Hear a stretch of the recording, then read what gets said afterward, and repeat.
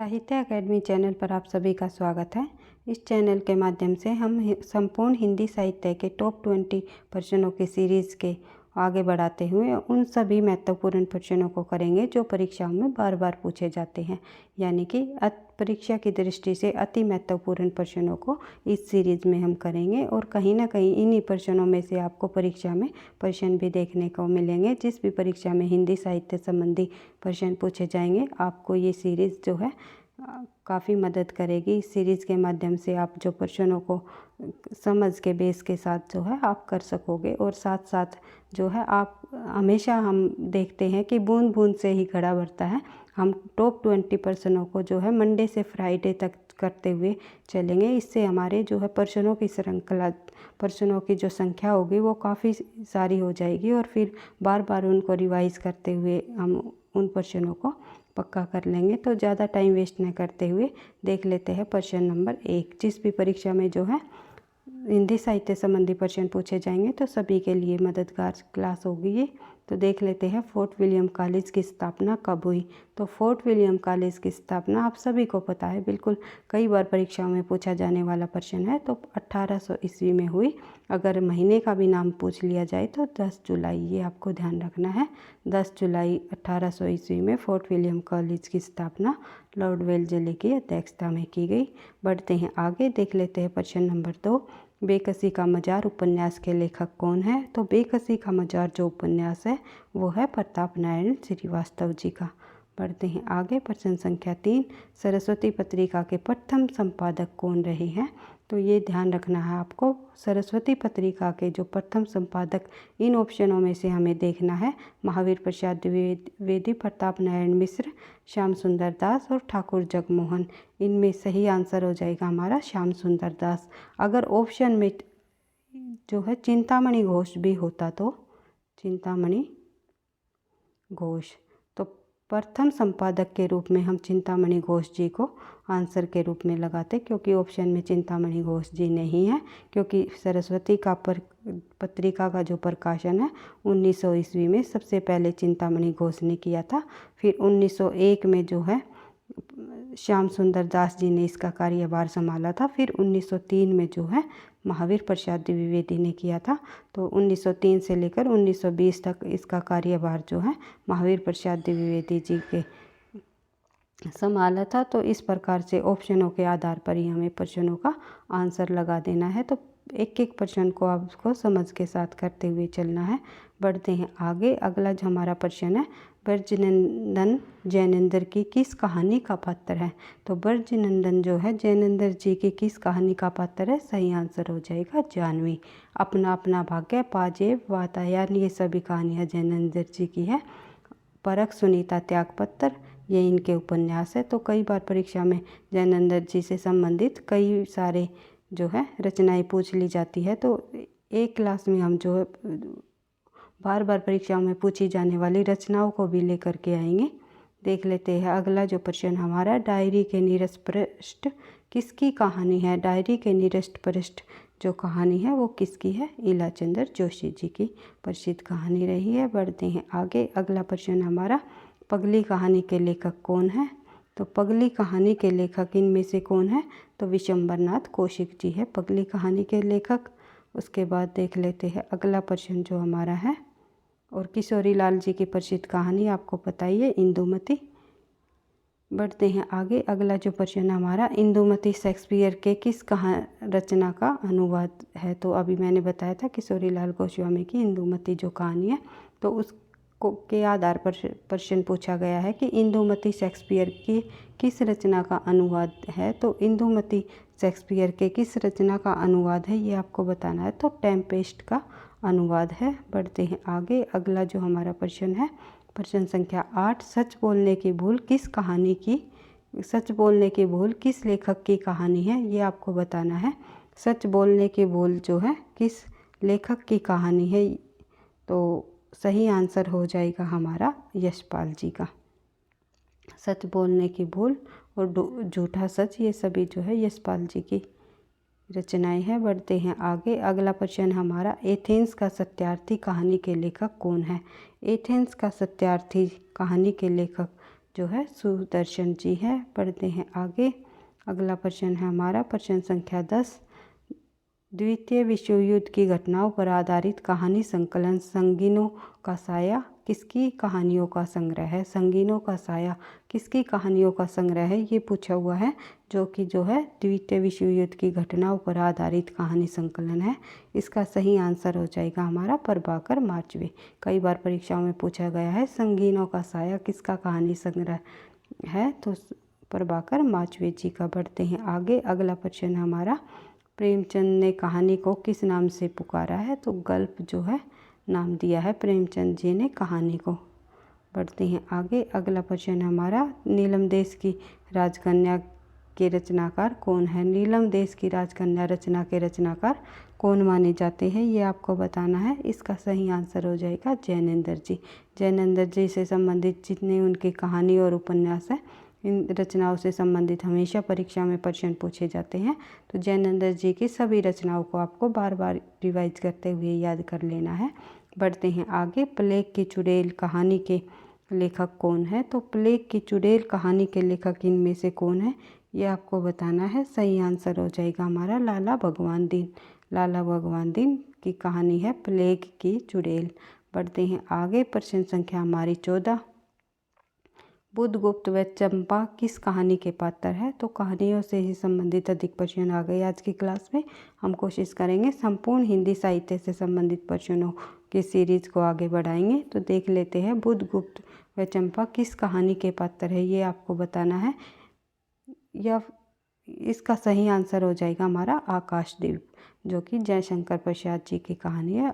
जयशंकर प्रसाद की कहानी, प्रसिद्ध कहानी है आकाशदीप। और ये जो सभी कहानियाँ हैं जयशंकर प्रसाद जी की है। तो जयशंकर प्रसाद की कहानी के पात्र कौन है, बुद्धगुप्त और चंपा।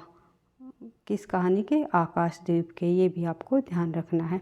और आप अगर बोलोगे कमेंट बॉक्स में लिख करके बताओगे तो हम टॉपिक वाइज भी प्रश्नों को कर लेंगे। अगर आप चाहते हो कि सबसे पहले हम आदिकाल के प्रश्नों को करें जो कि परीक्षाओं में बार बार पूछे जाते हैं, फिर भक्ति काल के प्रश्नों को करेंगे, फिर रीतिकाल के, फिर जो है आधुनिक काल के सभी जितने भी आधुनिक काल में काल को भागों में बांटा हुआ है, जैसे भारतेंदु युग जो है, द्विवेदी युग, छायावाद, प्रगतिवाद, प्रयोगवाद, या फिर नई कविता, या फिर उपन्यास, नाटक, कहानी, निबंध। इन सभी टॉपिक वाइज अगर प्रश्नों को आप चाहते हो तो क्लास में उन महत्वपूर्ण प्रश्नों को करेंगे जो परीक्षा की दृष्टि से अति महत्वपूर्ण है। तो आप कमेंट बॉक्स में लिख करके बता सकते हो। और संपूर्ण हिंदी साहित्य के प्रश्नों की सीरीज को चाहते हो तो आप इस प्रकार से बता सकते हो। जिस प्रकार से आप बोलोगे मैं उन्हीं प्रश्नों को लेकर के क्लास में आऊँगी, क्योंकि आपको अपने अनुसार तैयारी करनी है। अगर आप चाहते हो कि हमें टॉपिक वाइज प्रश्नों को करना है पहले, तो हम टॉपिक वाइज प्रश्नों को कर लेंगे। अन्यथा जो है संपूर्ण हिंदी साहित्य से संबंधित उन प्रश्नों को आगे बढ़ाएंगे जो बार बार परीक्षाओं में पूछे जाते हैं। तो वीडियो आपको पसंद आती है भाई, लगता है प्रश्न अच्छे हैं और कहीं ना कहीं आपको परीक्षा के में हेल्प करेंगे, तो प्लीज़ लाइक और कमेंट ज़रूर कर दिया करना, क्योंकि आपके लाइक और कमेंट से ही जो है मुझे मोटिवेशन मिलेगा और नेक्स्ट क्लास और अच्छे से मैं बना पाऊँगी। और चैनल अगर वीडियो आप देख रहे हो तो जो है चैनल को सब्सक्राइब भी कर लेना, क्योंकि अभी हमारा नया चैनल है तो इतने बच्चे नहीं जुड़े हैं। आपके साथ से ही हम चीज़ों को आगे बढ़ा पाएंगे। तो देख लेते हैं अगला प्रश्न हमारा है प्रश्न संख्या 15। जयशंकर प्रसाद की पहली कहानी कौन सी थी, तो जयशंकर प्रसाद जी की पहली कहानी कौन सी थी, ये पूछा हुआ है। तो सही आंसर हो जाएगा ग्राम। ग्राम कहानी जो है जयशंकर प्रसाद की पहली कहानी थी, जो कि इंदु पत्रिका में जो है इंदु पत्रिका में छपी थी, सबसे पहले प्रकाशित की गई थी इंदु पत्रिका में। उसके बाद देख लेते हैं अगला जो हमारा प्रश्न है, शुद्ध कविता की खोज 1966 की रचना जो है शुद्ध कविता की खोज किसकी है, तो ये जो रचना है कई बार परीक्षाओं में पूछी जाती है। शुद्ध कविता की खोज जो है किसकी रचना है, तो आपको पता है रामधारी सिंह दिनकर की प्रमुख रचना रही है शुद्ध कविता की खोज। उसके बाद देख लेते हैं आगे प्रश्न संख्या हमारी 17, कविता क्या है निबंध किसका है। तो कविता क्या है निबंध जो है प्रसिद्ध निबंध है आचार्य रामचंद्र शुक्ल जी का। कविता क्या है, उसमें कविता के संबंध में इन्होंने बताया है कि कविता की परिभाषा दी गई है। कविता क्या है तो रामचंद्र शुक्ल का है, और रामचंद्र शुक्ल का एक निबंध और बार बार परीक्षाओं में पूछा जाता है, वो है चिंतामणि।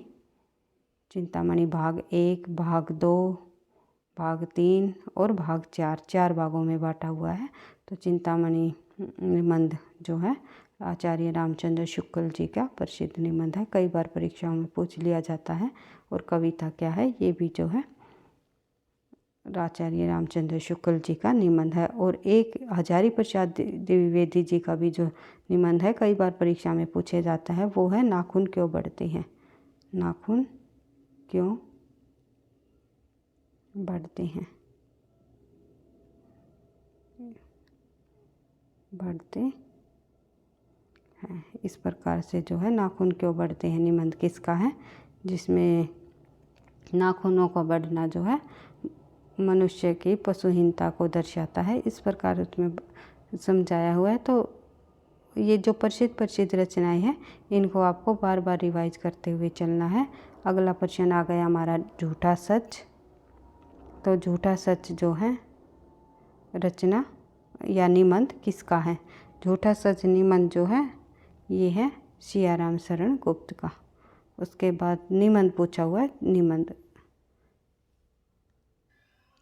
यहाँ पर आपको कंफ्यूज नहीं होना। अभी आप बोल रहे थे मैं आपने झूठा सच यशपाल का बताया था, यहाँ पे निबंध पूछा हुआ है यशपाल जी का उपन्यास है, ये आपको ध्यान रखना है। झूठा सच जो उपन्यास है वो किसका है, यशपाल का। और झूठा सच अगर निबंध पूछ लिया जाए तो निबंध पूछ लिया जाएगा तो किसका हो जाएगा, सियाराम शरण गुप्त जी का। ये आपको ध्यान रखना है। सियाराम शरण गुप्त जी जो है मैथिली शरण गुप्त जी के भाई माने जाते हैं। तो भाई रहे हैं सियाराम शरण गुप्त मैथिली शरण गुप्त के, और इन्होंने झूठा सच निबंध लिखा है। और झूठा सच निबंध यशपाल का है। ये मैंने आपको निबंध नहीं उपन्यास का नाम आ जाए तो नाम आ जाएगा यशपाल का। यशपाल एक क्लास में मैं मिलती जुलती रचनाओं को भी लेकर के आऊँगी।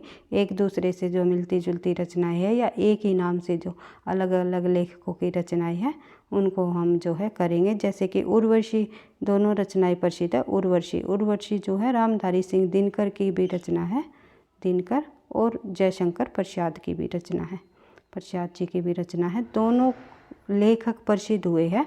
और जो है दिनकर की जो रचना है उर्वशी, इस पर तो इन्हें जो है ज्ञानपीठ पुरस्कार भी मिला हुआ है। तो इस प्रकार से जो प्रमुख और महत्वपूर्ण कवि हुए हैं उनकी सभी रचनाएं प्रसिद्ध रही हैं, चाहे एक नाम से किसी और अन्य लेखकों ने भी लिखी हो। तो जो है कई बार ऐसा होता है कि दोनों की दोनों रचनाएं प्रसिद्ध हो जाती है। तो हमें ये ध्यान रखना है कि प्रश्न में पूछा क्या हुआ है।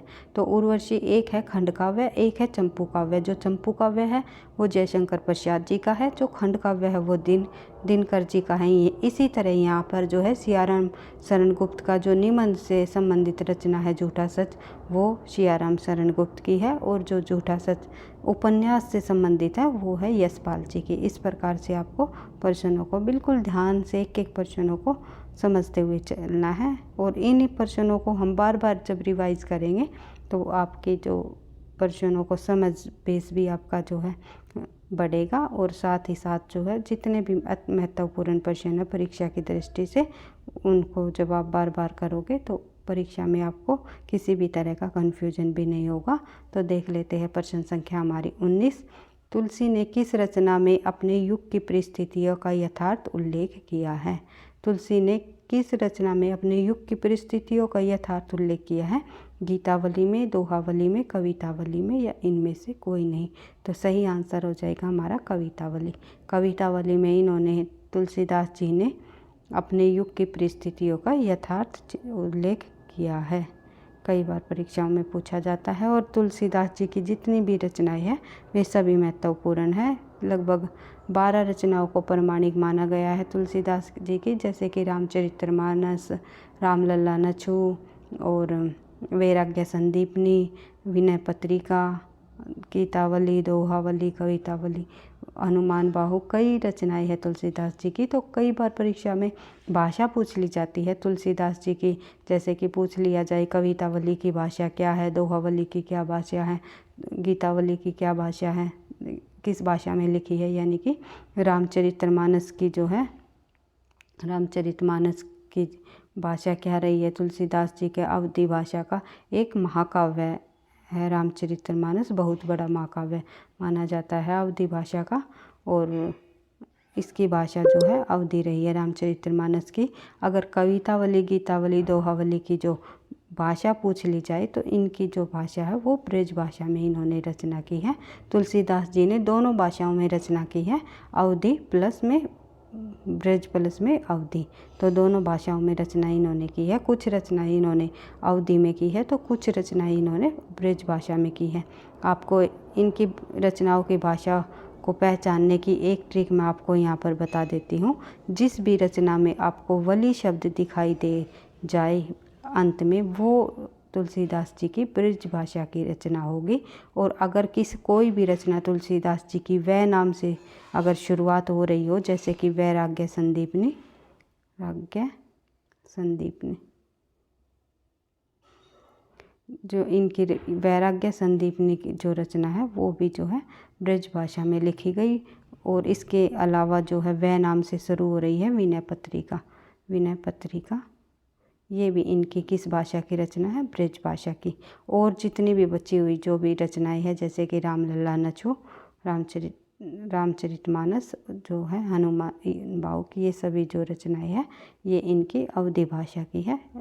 ब्रज भाषा की रचनाओं को पहचानने की मैंने आपको ट्रिक बता दी है। इसी प्रकार से ट्रिक के साथ जो है हम अपने प्रश्नों को याद करने की भी मैं आपको ट्रिक बताती रहूँगी। और कुछ ऐसे कीवर्ड होते हैं, इन कीवर्ड्स से ही हम पहचान सकते हैं कीवर्ड्स कि किस लेखक की कौन सी रचना है। तो उन कीवर्डों को भी हम ध्यान में रखते हुए अपनी तैयारी को धीरे धीरे आगे बढ़ाएंगे।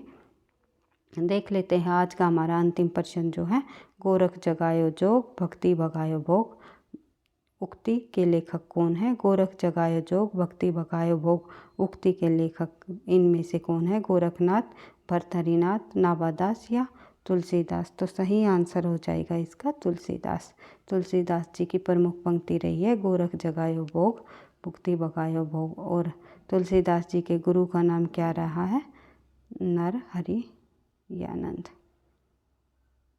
नरहरियानंद जी जो है तुलसीदास जी के गुरु का नाम है। तो ये कई बार परीक्षा में पूछा जाता है, तुलसीदास जी के गुरु का क्या नाम है, तो नरहरियानंद। इस प्रकार से जो है आज की क्लास की हमने टॉप 20 प्रश्नों को कर लिया, टॉप 20 MCQs को। इसी सीरीज़ को अगर आप आगे आप चाहते हो कि इसी सीरीज़ को हम आगे बढ़ाते रहे, तो प्लीज़ वीडियो को लाइक, शेयर एंड सब्सक्राइब ज़रूर कर देना, क्योंकि आपके साथ से ही जो है हमारा चैनल आगे बढ़ पाएगा। और जो धीरे धीरे हम संपूर्ण हिंदी साहित्य से जो बार बार परीक्षाओं में पूछे जाते हैं प्रश्न, उनको करते हुए अपनी तैयारी को आगे बढ़ाएंगे। थैंक यू, धन्यवाद।